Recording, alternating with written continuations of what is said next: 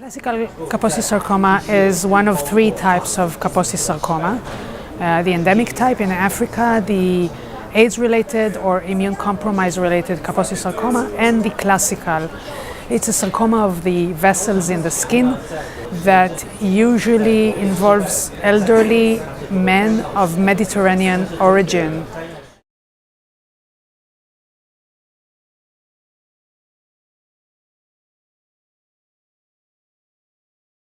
So Kaposi sarcoma is a viral-induced disease. If we check the tumor cells, we will find viral DNA in those cells. And as we know from other viral-induced cancers, such as Merkel cell carcinoma, there is very nice response rates to immune checkpoint inhibitors. The reason is probably that the viral DNA causes antigen presentation.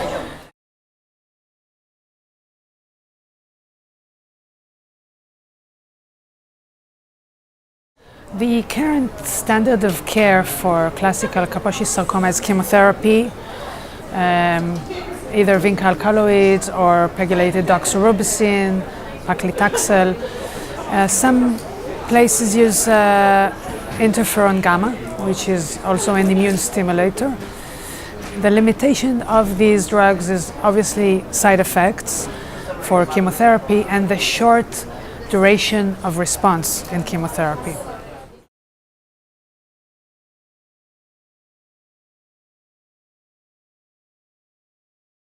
Here we present at ASCO the preliminary results of this study. We enrolled 12 of the planned 20 patients, and we see very good results. Basically, all patients had clinical benefit, and 45% of them had partial response or complete response with the treatment with nivolumab and ipilimumab. So it seems like a very efficacious treatment. The toxicity profile was not so bad. Mainly because for any grade 2 toxicity we discontinued the ipilimumab and we used a very low dose of ipilimumab. We used a milligram per kilogram every 6 weeks.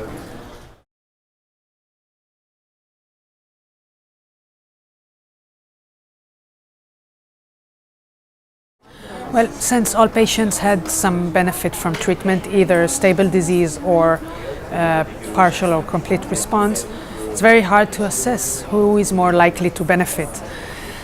We are running correlative studies now on the tissue and biopsy and blood of patients before and after treatment, so I will have more data in the future. What I can see now for 4 patients that we already analyzed is that they have a high expression of RNA for PD-L1, PD-1 and CTLA-4.